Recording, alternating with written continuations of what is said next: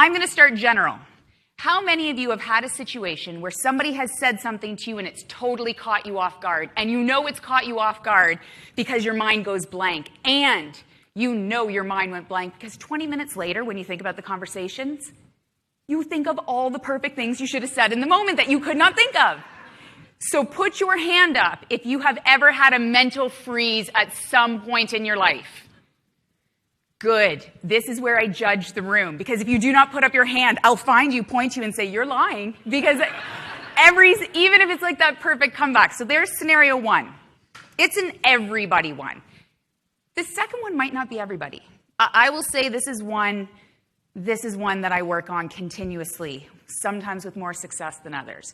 So let's say you are going into a meeting. How many people got to do meetings and stuff regularly? Okay, so let's say it's one of those really good meeting invites where we actually know what the meeting's about. Like there's a full agenda and everything. So we get the meeting invite and we look and we want to be collaborative. We want to be solution-oriented, no doubt. But we also know that they are asking us for something that we're going to have to say no to. And so we go into the meeting, and we're looking to kind of teamwork and figure out a way through this. But in the course of that hour, somehow our very clear no has gotten budged into a yes. And now we've agreed to something that we know we shouldn't. How many of you have been in that situation? Okay, so I like the hands that did this. It was like, yes, like 2 seconds ago, this just happened to me. So genuinely, think about it. When you agreed to something, how long did it take for you to regret it? Like, instantly. It's like the echo's not even out in the air yet, and it's like, I want to pull that back. I regret that completely. Okay, so there's two things, and I think that it's important we talk about it from a workplace perspective, but at the end of the day, we walk out the door of work, and we walk into our lives with people who are important to us. So let's talk about those people for a minute. How many of you have somebody in your life who is important to you, that you care about, that the relationship matters, but they know how to push your buttons? Okay. So you know what I mean? Like they just know what gets under your skin. So then you're like, okay, but this relationship matters to me, so I'm not going to let that stuff bug me. So when they do what they do, I'm not going to react, because every time I react, we end up in the exact same place, and it's not a good place. And I care about them. That's not what I'm going to do. But then it's like the end of the week, and we're tired, or they just do the thing that they always do. And we do the thing we always do, and it just snowballs, and we end up in the exact same place we swore we weren't going to. How many people have been in that situation at some point? And this stuff is frustrating. It is frustrating because I have absolutely no doubt that this room is full of caring, smart people. We knew what to do before. We knew what to do after. And yet it's in the moment. How we react, how we respond, the decisions that we make in those moments that don't actually always show how caring, how competent, how able we are.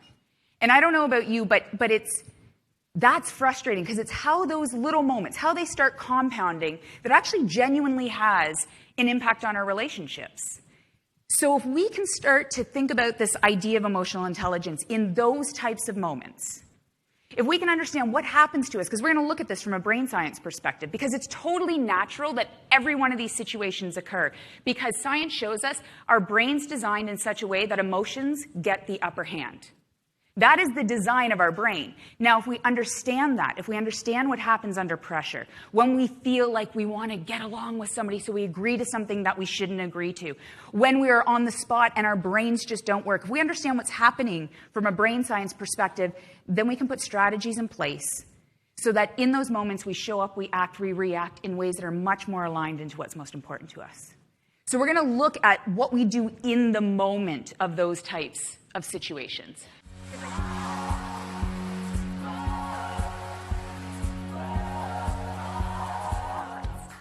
Right? And so we know that when there's those people who need to be the smartest people in the room, and they end up sucking the capability and intelligence from the rest of the group, they mistake being high performers with being indispensable. And that's the third shift I want to leave you with. Our best people recognize that the value you add is not being the person with every answer. It's creating space for other people to be able to do their best work. In fact, they aim to make themselves dispensable. And I see again and again and again in so many organizations where wonderfully intentioned people have inadvertently made themselves indispensable because they think that they have to have the solution to every single problem. But in that situation, then you have to be at every meeting and you have to answer every email, and you never can actually be away and take the time off. You cannot be a leader if you are exhausted. It is incredibly hard to be filled with empathy when we are drained of energy. So I leave you with this very last piece. When we are empowering people, we can also leave a message that it is okay to take care of yourself.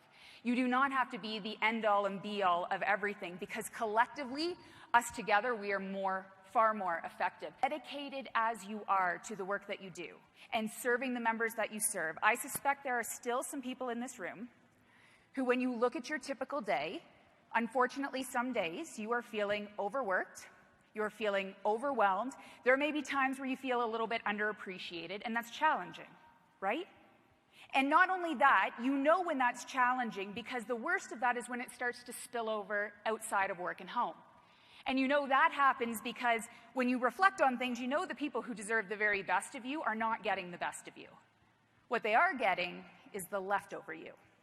And so part of what also may have made you come here was to look for different strategies and insights to allow you to do the work that you are so committed to, allow you to foster those relationships that are so incredibly important, and do it in a way that is not going to burn you out.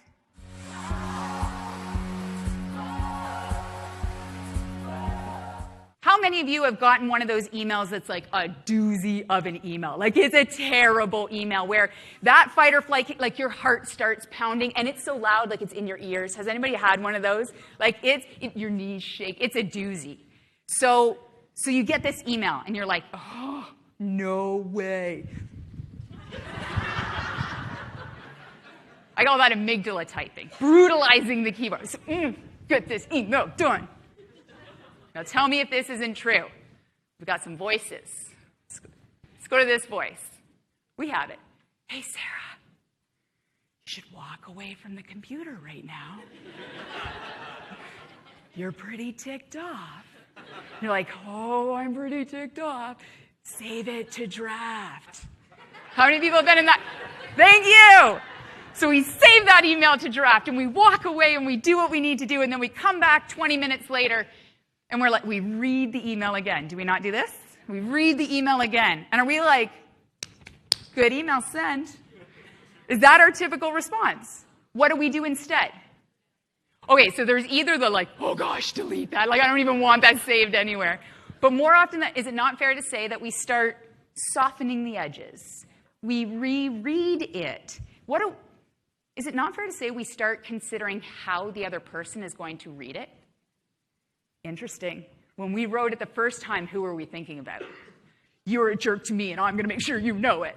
With some time, that we start focusing back out. Okay, so there's that one. Let's go to the other one. This voice. Sarah, that's so well written. You should send it. You're like, loving that voice, send. And then we hit send. And how do we feel the minute we hit send? Okay, so I am a horrible human being because I'm not like, oh, shucks, shouldn't have done it. No, I'm like in that moment, it's like, yeah, now they're going to really see. So but does that feeling last? No. And then as more time goes by, we're like, oh no. We read the whole email and we're like, oh, there was a thread underneath. Like, I missed it. Whatever it may be, right? We start collecting more information. Creativity. Our brain requires space to be creative. But if we think about workloads, what usually goes with workloads is more hours and less downtime, which virtually makes it impossible for us to be creative. Not only that, we don't even realize that our brain is very, very deceiving. We don't even realize there's an impact to our creativity because we kept doing more and more work.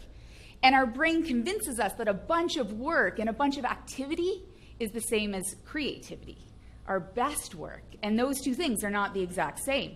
That range really is in that place where we are doing excellent work, but we still have the capacity to step back, and re-engage in the things that will allow us to keep doing that great work day after day after day after day. That is going to be the defining factor, the competitive advantages that we have in the future.